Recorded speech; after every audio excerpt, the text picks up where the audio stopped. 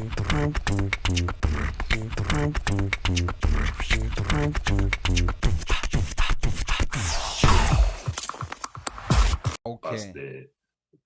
Yeah. Now, how was your trip, like because I know you were initially in Nairobi and then you made your trip to Uko Maseno, and there was issues also going on there. Just describe to us how your trip was. Was it just kawaida? Did you meet some mandamanos along the way? Talk to us about that. Were you asked for ID? Yeah. Now, okay, I left on Wednesday night. I traveled on Wednesday night because I wanted to pass. There was, of course, the news that there was going to be Mandamano. Kisumu, of course, being a stronghold, it was going to be a hotspot and whatnot. So I left on Wednesday night. I got to Maseno that like 2 in the morning or something, slept over. Mm-hmm. But now in the morning, I had to go pick a crew member from Kisumu. Now, I left pretty early. I think it was like 7 or something like that. So when I got, there were some delays when I got to Kisumu to get the guy. But now, in staying 2 hours in Kisumu, now after a while, because I was trying to get where this guy was, but I didn't know, like deep within Kisumu, the Maandamano that kind of started, that blocked off all entry roads into Kisumu.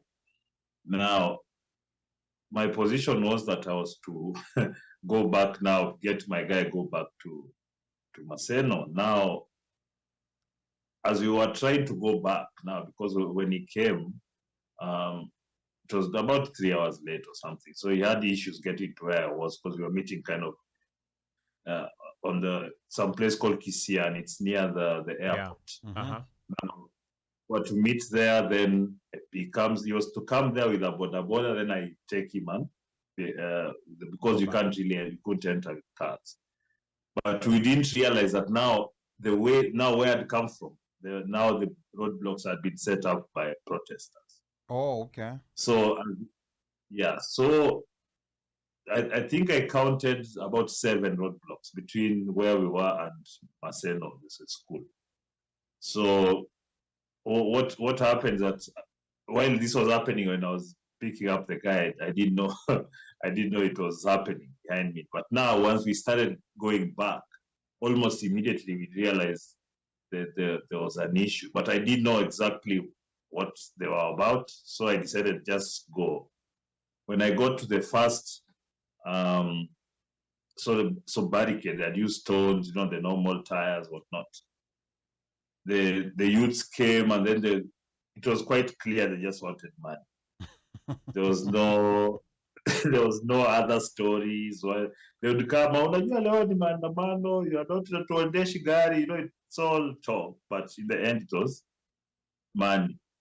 So I thought, okay, this is fine. I would maybe 100 bob, that's equivalent of like $1. It's less now, much less, but for argument's sake.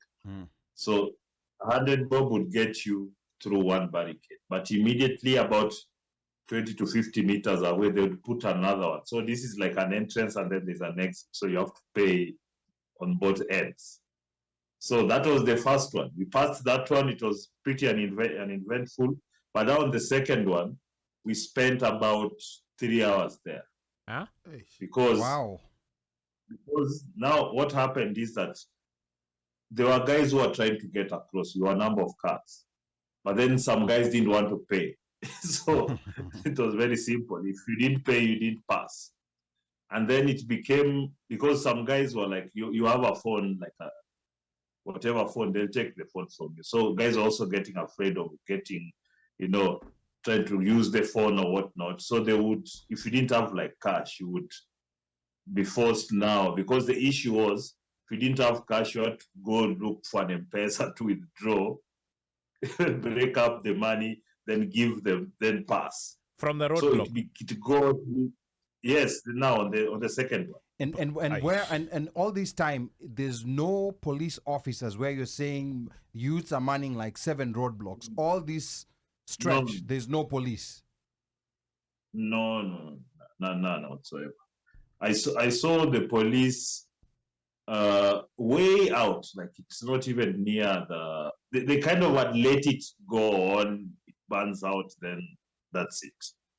So because there were no police, personally, we passed through the 7, there was not one police. So you could tell it was just the youths of around the place, wherever the roadblock was. And this is a drive that's normally about 35-40 minutes, right?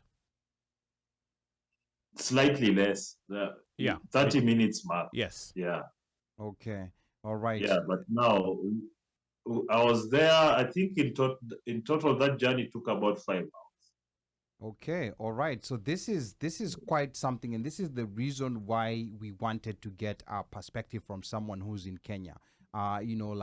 We have some audience members here who don't seem to like your jersey. I don't know why. I think it's a very nice looking jersey. with with jersey of champions. The jersey of champions. yes. So bear with some of our audience members. For some of those audience members, yeah, we can give them 7 reasons. Yes, 7 reasons why that jersey should be worn. Okay. Wanajijua ni aje okay, carry sawa. on. Na hiyo hapo ni gold ya kweli hiyo hapo. Is that championship gold? Mame. What? Hiyo umevaa hapo. There's gold. It's brass. I'm seeing gold on It's you. brass. It's brass. Is it championship gold? Brass bwana. Hatujafika bali ya gold. Kwa hii kamera inakaa gold. Hiyo our youth hapo, the ones who are stopping you, if they saw that, they would have taken but it that thinking one it's gold. represents the career, the unbeaten season. Actually, we didn't have anything like you don't wear anything to look like it can be money. Okay. Basically, you are down to the basics. I remember I hid my phone under the car seat, the front car seat, mute and everything. Wow. So this is so scary. This is so So scary. there was no negotiating in Luo or in other languages except money. No, this is the thing. It would get very tricky if you didn't know Luo. Wow. Okay. Because now the guy I was with is a Luo, so he was spokesman. In fact, let me just say he made things Easy. 10 times easier, because I remember there was 1 or 3 there. I think the other disagreement eventually, but the conductor was a Mkisi. Oh. So there was a disagreement. They could not Mkisi, whatever, but eventually passed. But I think it's the only vehicle I saw who's the one of the back window was broken when they were driving away. So okay. And did that happen at that place, or it happened elsewhere? The broken window. No, at the second place where we took a long time. That's part of the reason we stayed for so long there. The incidents. Understood. And you know that you're trying to calm these guys down because they would do anything. You also want to pass. Time. Yes, so, you also want to pass, and you want to make sure that they're not agitated. Okay, all right. And Stephen Stephen Batty says this sounds like a militia stronghold. This sounds like a militia stronghold issue.